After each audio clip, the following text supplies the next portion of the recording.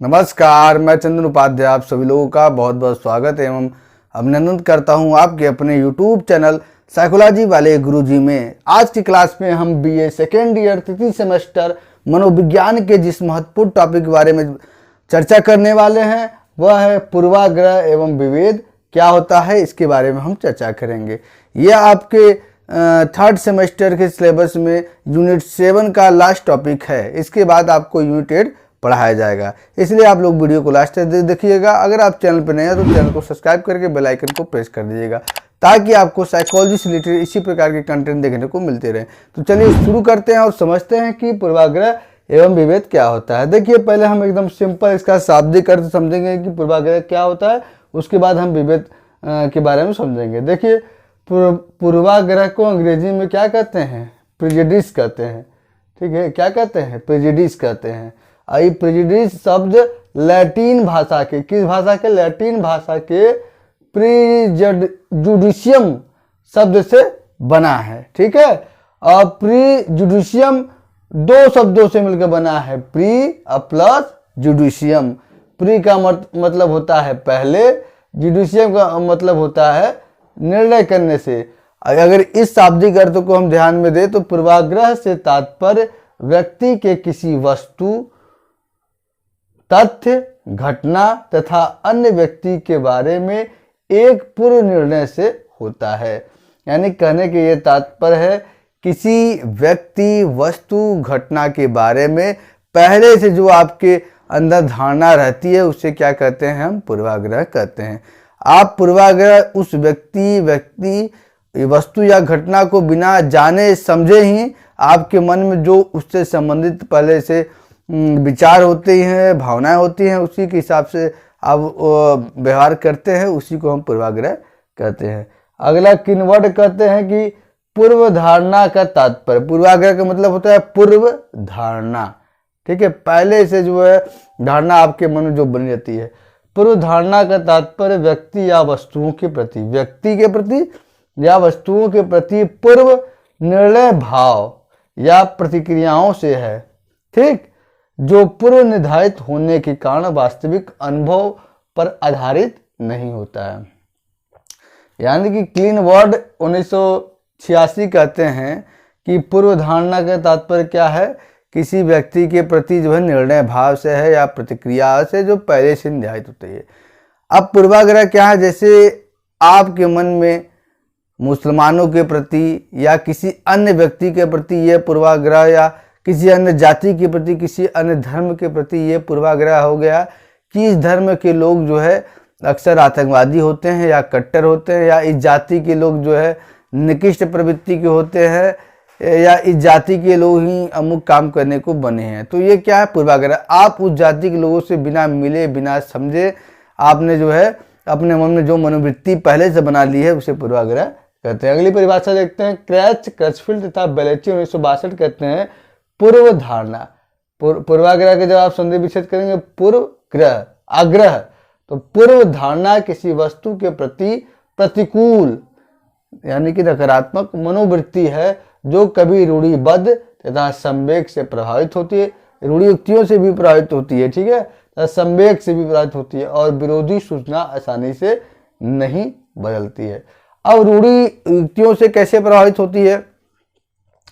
जैसे कि आप जिस समाज में रहते हैं, ठीक है, जिस संस्कृति में रहते हैं, उसमें ऐसी कोई जो है रीति रिवाज या परंपरा हो या रूढ़ि युक्ति हो जो क्या हो, जो है कि वो समाज के लिए एक अभिशाप हो। ठीक है, जैसे कि पहले हिंदू समाज में जो है जिस पत्नी का पति मर जाता था उसके साथ जो है पत्नी को भी जला दिया जाता। तो ये क्या था? ये रूढ़ि युक्ति था। ठीक है, तो इससे भी जो है करे पूर्वाग्रह निर्धारित होता है। और संवेग कैसे होता है? जैसे जम्मू कश्मीर में आतंकवादी जो पकड़ा रहे हैं, ठीक है, उनका धर्म क्या है, उनका जाति क्या है, एक ही धर्म के लोग ज़्यादा पकड़ा रहे हैं। ठीक है, तो व्यक्ति का संवेग जुड़ जाता है कि उस धर्म के सभी लोग आतंकवादी ही होंगे, जबकि ऐसा नहीं होता है। आप जब से किसी व्यक्ति से पर्सनली मिलिए नहीं, बात न करिए, समझिए नहीं उसको, तो कैसे आप उसके बारे में निर्णय कर सकते हैं? तो यही है कि बिना सोचे समझे, बिना जाने, बिना उससे बात किए आप पहले से ही अपने मन में जो धारणा बना लेते हैं उसे पूर्वाग्रह कहते हैं। अब देखिए पूर्वाग्रह ये भी कहा गया कि आसानी से नहीं बदलती है, ठीक है, ये आसानी से नहीं बदला जा सकता। अब पूर्वाग्रह की विशेषताएं देख लेते हैं। देखिए पूर्वाग्रह की निम्नलिखित विशेषता है। पूर्वाग्रह विकसित होता है, ठीक है। पूर्वाग्रह क्या है? डेवलप्ड होता है, विकसित होता है, बनता है, इसका निर्माण होता है। कैसे? बच्चा जब पैदा होता है तो एक छोटा सा बच्चा होता है, दिमाग खाली स्लेट होता है। अब जैसे जैसे जिस समाज में बड़ा होता है, परिवार से, पास पड़ोस से, अपने बड़े बुजुर्गों से वो कुछ बातें सीखता रहता है, ठीक है। तो इन्हीं में जो है क्या, वो कई ऐसी रूढ़ी युक्तियाँ या कई ऐसे पूर्वाग्रह की बातें भी सीख जाता है। इसलिए हम कह सकते हैं कि पूर्वाग्रह विकसित होता है। अब इसी से संबंधित क्या है? पूर्वाग्रह अर्जित होता है। मनोवैज्ञानिकों ने कहा है कि पूर्वाग्रह जन्मजात न होकर क्या है, अर्जित होता है। व्यक्ति जैसे जैसे बड़ा होता है इसे जो है अधिगम के माध्यम से या सीखने के माध्यम से इसे अर्जित करता है, यानी कि ग्रहण करता है। तीसरा है पूर्वाग्रह में संज्ञात्मक रंग होता है, ठीक है, यानी कि पूर्वाग्रह में संवेग, पूर्वाग्रह से संवेग जुड़ा हुआ है। संवेग क्या है? इमोशंस, दया, प्रेम, करुणा, ये सब क्या है? संवेग है। तो क्या है? दोनों का कनेक्ट, अभी हमने बताया ना संवेग के बारे में, वही है। पूर्वाग्रह पूर्ण रूप से किसी समूह की ओर संचालित करती है। ये कह रहा है पूर्वाग्रह क्या होता है, कभी कभी हमें पूरे किसी ऐसे समूह के प्रति हमारा पूर्वाग्रह होता है, या किसी जाति के प्रति, या किसी धर्म के प्रति, या किसी एक व्यक्ति के प्रति भी हो सकती है। तो पूर्वाग्रह पूरी तरह से किसी समूह की ओर संचालित करती है, ठीक है, समूह की ओर। कभी कभी पूरे समूह के प्रति हमारा हो जाता है नकारात्मक मनोवृत्ति। अगला है पूर्वाग्रह दृढ़, यानी कि मजबूत एवं स्थिर, बदलने वाला नहीं, सामान्यीकरण पर आधारित होता है। कहने के तात्पर्य पूर्वाग्रह क्या होता है? मजबूत और स्थिर सामान्यीकरण पर आधारित होता है। यानी कि अभी हमने आपको बताया ना कि व्यक्ति जो जो देखता है समाज में कि जो घटनाएं हो रही हैं या जो कुछ भी हो रही है, उसके पीछे ज़्यादा धर्म के लोग कौन है, ज़्यादा जाति के लोग कौन है, तो वो देखते देखते व्यक्ति सामान्यीकृत कर देता है कि अगर कोई जम्मू कश्मीर में कोई आतंकवादी हमला हुआ तो वो अमुक जाति का होगा, अमुक धर्म का होगा। तो इसी को सामान्यीकरण कहा जाता है। अगला है पूर्वाग्रह का कार्यात्मक स्वरूप होता है, यानी कि ये जो है व्यक्ति के कार्यों के पर भी कार्यों के स्वरूप पे भी आधारित होता है, ठीक है। व्यक्ति जो कार्य करता है, ठीक है, उससे भी कहीं ना कहीं जो है पूर्वाग्रह प्रभावित होता रहता है। अब ये पूर्वाग्रह के प्रकार देख लेते हैं। देखिए पूर्वाग्रह के मुख्य जो है निम्नलिखित प्रकार जो आपके सामने, प्रजाति पूर्वाग्रह, ठीक, एक होता है जाति, कास्ट, एक प्रजाति मतलब होता है नस्ल, ठीक है। प्रजाति पूर्वाग्रह में इससे तात्पर्य उन पूर्वाग्रह से होता है जब हमें विभिन्न किसी नस्लों के प्रति, जो विभिन्न प्रकार की नस्लें हैं उनके प्रति कोई हमारे जो है अंदर अगर पूर्व से धारणा बनी है तो उसे हम क्या कहते हैं? प्रजाति पूर्वाग्रह। यौन पूर्वाग्रह क्या होता है? सेक्स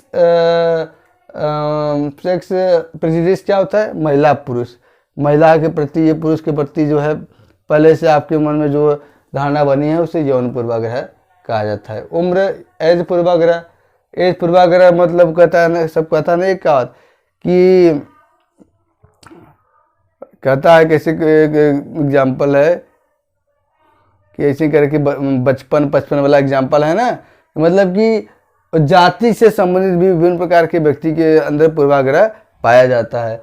उम्र से संबंधित, अब जाति में क्या है, जैसे कि कह रहे पहले ज़माने में था, वैसा नहीं था, एग्जाम्पल की आपको समझा रहे हैं कि पहले ब्राह्मणों को उच्च जाति कहा जाता था और दलितों को निम्न जाति कहा जाता था। तो ब्राह्मणों द्वारा दलितों का अपमान किया जाता था और उनसे जो है छुआछूत का भावना उनके मन में आता था। तो ये क्या होता है? जाति के आधार पर जब हम किसी के बारे में पूर्व से धारणा बनाते हैं तो उसे पूर्व जाति पूर्वाग्रह। भाषा के आधार पर इंग्लिश बोलने वाले अच्छे माने जाते हैं, हिंदी बोलने वाले वो, भोजपुरी बोलने वाले और असभ्य माने जाते हैं। तो ये क्या है? भाषा पूर्वाग्रह। धर्म के आधार पर अपने धर्म की श्रेष्ठता दिखाना, ये धर्म के धर्म मुसलमान धर्म या इस्लाम धर्म या ईसाई धर्म या बौद्ध धर्म या जैन धर्म, किसी के बारे में आपके मन में अगर कुछ पहले से नकारात्मक मनोवृत्ति है तो उसे क्या कहेंगे? हम धार्मिक पूर्वाग्रह कहेंगे।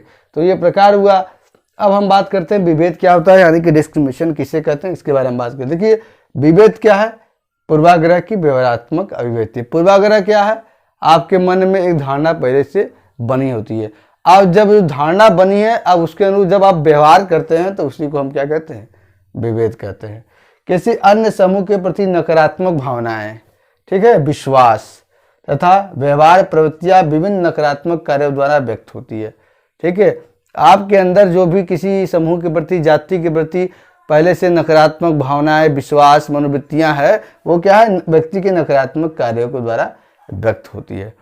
जैसे कि आपने देखा होगा कि कई एग्जाम्पल के आपके सामने आते हैं।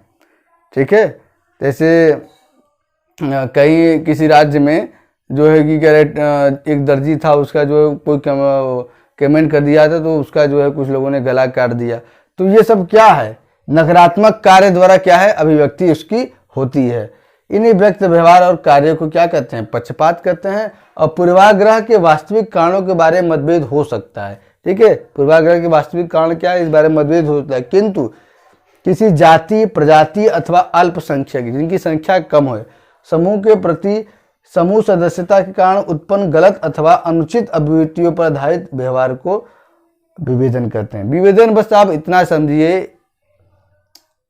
सामान्य अर्थ में कि पूर्वाग्रह क्या है, आपके मन में किसी समूह के प्रति, किसी व्यक्ति के प्रति, किसी वस्तु के प्रति, किसी जाति के प्रति एक पहले से नकारात्मक धारणा बनती है, उसको पूर्वाग्रह। अब विभेदन क्या होता है, अब उन नकारात्मक धारणाओं, भावनाओं, विश्वासों को जब आदमी व्यवहार रूप में लाता है, कार्य रूप में लाता है, उसे क्या कहा जाता है, विभेदन कहा जाता है। फेल्डमैन 1985 कहते हैं कि पूर्व धारणा की व्यवहारात्मक अभिव्यक्ति विभेद कराती है।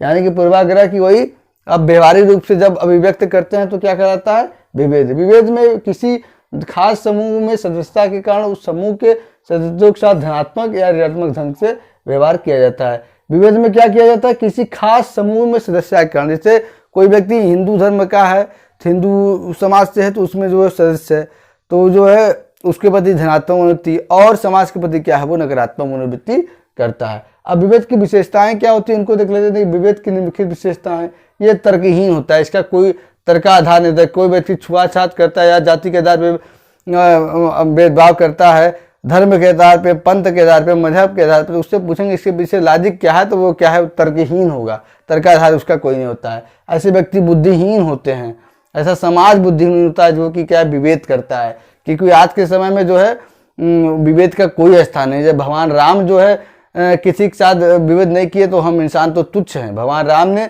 सबरी जो भिन्न जाति की थी उनके झूठे बैर को उन्होंने खाया। तो जब वो अपने इस कार्य से क्या दिखाना चाहते थे, यानी कि सभी लोग समान है, इंसान है, सबसे बड़ा धर्म इंसानियत है, मानवता है, उससे बड़ा कोई धर्म नहीं है। ठीक है, तो हम लोग के क्या होते हैं, तो ये सब जो करता है व्यक्ति बुद्धिहीन होता है और क्या है, संवेग युक्त होता है। ऐसे व्यक्ति क्या होते हैं, बहुत जोश में हो जाते हैं, इमोशन उनको क्या अंदर अपने धर्म का, पंथ का इमोशन हो जाता, ज़्यादा भर दिया जाता है।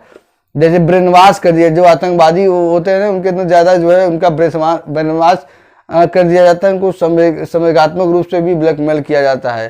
ठीक है, संबंध भावात्मक।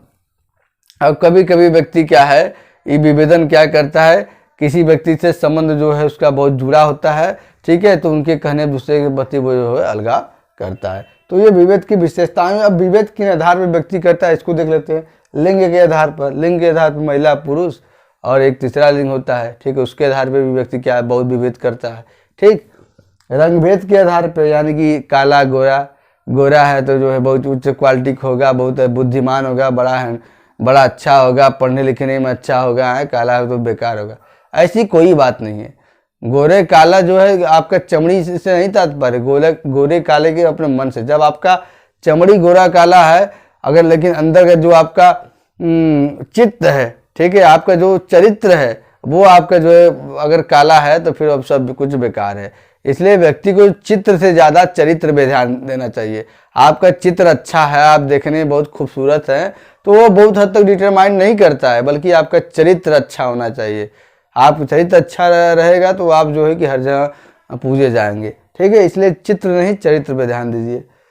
अब क्या है, जाति के आधार पर कर लेता है व्यक्ति की, वो जो है कि कह रहे ब्राह्मण है, वो क्षत्रिय है, तो वो ठाकुर है, तो राजपूत है, तो वो जो है गुप्ता है, तो वो जो है हरिजन है, तो वो भरद्वाज है।